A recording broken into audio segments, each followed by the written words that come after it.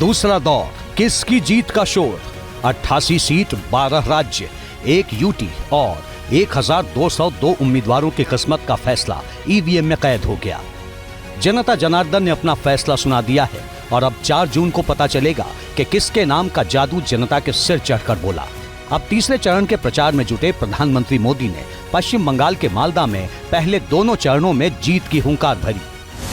मुझे विश्वास है पहले चरण में टीएमसी, कांग्रेस जैसे जो दल जो फर्स्ट राउंड हुआ ना, पहले चरण में जो दल पस्त हो गए थे, अब आज दूसरे चरण में ध्वस्त हो जाएंगे। दूसरा चरण कई मामलों में अहम है क्योंकि इस चरण में कई वीवीआईपी उम्मीदवारों के भाग्य का फैसला होना है।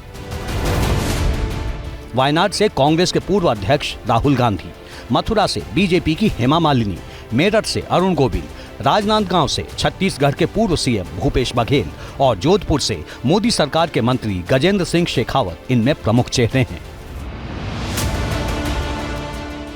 2019 में वायनाड में 4 लाख से ज्यादा वोटों से चुनाव जीतने वाले राहुल गांधी को इस बार लेफ्ट और बीजेपी से दोहरी चुनौती का सामना करना पड़ रहा है।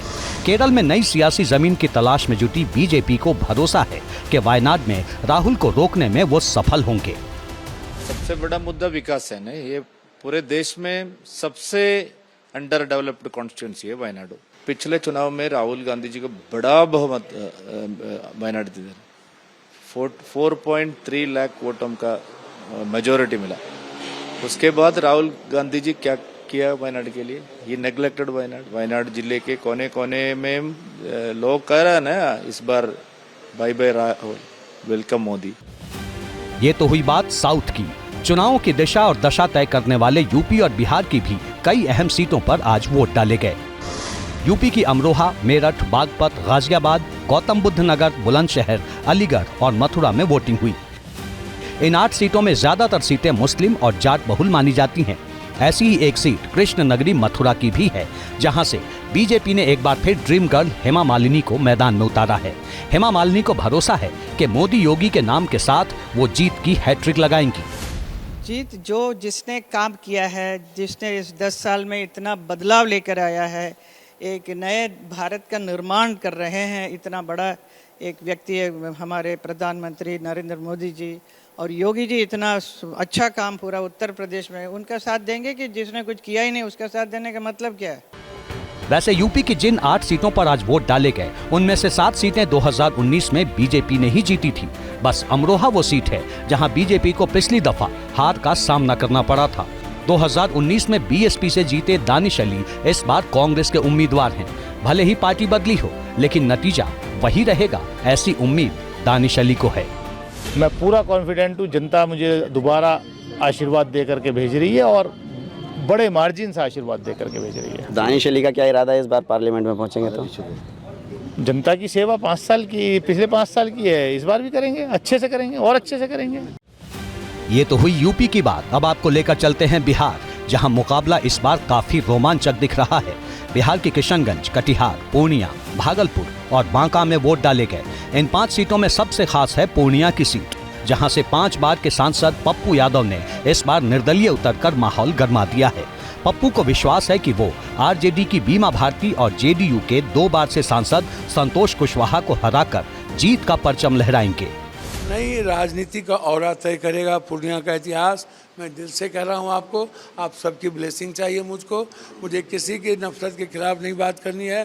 पूर्णिया की जनता की भावना के अनुकूल आजीवन चलूँगा।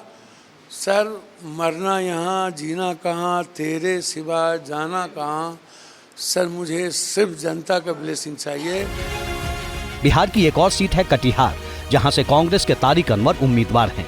तारिक कटिहार से 5 बार के सांसद हैं और ध्यान दीजिए 2014 में एनसीपी के टिकट पर तारिक अनवर ने जीत हासिल की थी। मुस्लिम बहुल इस सीट पर आरजेडी के साथ तारिक को 6ठी बार सांसद बनने की उम्मीद है। भारतीय जनता पार्टी या मोदी जी अपने आप को कमज़ोर महसूस करते हैं तो वो ध्रुवीकरण की राजनीति शुरू कर देते हैं, क्योंकि उनके पास यही एक कार्ड है अंत में। हर वर्ग का समर्थन है आप? बिल्कुल, हम अगर चुनाव जीतेंगे तो सबके समर्थन से जीतेंगे। ये तो हुई यूपी बिहार की बात। अब बात राज्य महाराष्ट्र की, जहां से लोकसभा की 48 सीटें आती हैं। वैसे तो महाराष्ट्र की 8 सीटों पर आज वोटिंग हुई, लेकिन जिस सीट पर पूरे देश की नजरें थीं, वो थी अमरावती, जहां से पिछली बार निर्दलीय सांसद बनी नवनीत राणा इस बार बीजेपी की उम्मीदवार हैं। राणा को मोदी के नाम और बजरंगबली के आशीर्वाद से जीत का भरोसा है। जो प्रेम, मोदी जी के ऊपर विश्वास, ये अमरावती में साफ लोगों के मतदारों के आंखों में, चेहरों पे पढ़ने को मुझे पिछले कई दिनों से मिल रहा है। इसका बदला 4 जून को मिलेगा? मुझे नहीं लगता है मैं बदला लेने के लिए हूँ। मेरे लोग मुझे आशीर्वाद देंगे, इतना मुझे जरूर पता है। लोकतंत्र के महापर्व का दूसरा दौर खत्म हो गया है। अब नजरें तीसरे दौर पर हैं, जिसके लिए वोटिंग 7 मई को होगी।